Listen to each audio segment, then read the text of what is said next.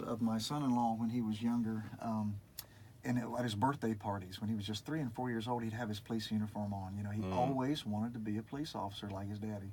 And when he grew up, that's exactly what he wanted to do, and no one could talk him out of it. And it's a tough gig. And, you know, there's so many things going on in our world and our country, and there's bad everything. There's bad doctors, there's bad lawyers, there's bad cooks, there's bad everything. And so, yeah, there's a few bad cops, but you can't paint everybody with a broad brush. When you do that, you totally destroy the reputation of all the important good things that people do in their respective, their professions. Yeah, right. well, yes, certainly there are some bad cops, certainly. Yeah. Just as there are bad disc jockeys or whatever. I've heard a lot of those. But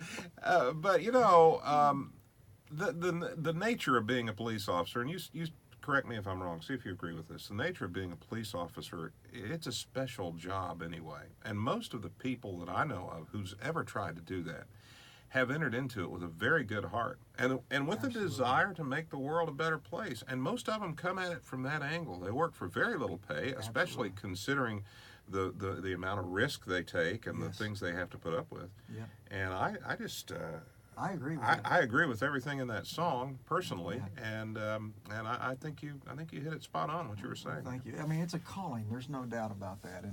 And Irene Kelly, who I think is a great songwriter and an artist, great artist in her own right. We've been friends for 20 some years. She knew that my son-in-law was a police officer, and she actually called. This was her title. I mean, she called me one day and she said, "Look, I know that your son-in-law is a police officer. Would you be interested in writing this song? I've got this idea." And I was like, "How quickly can we get together?"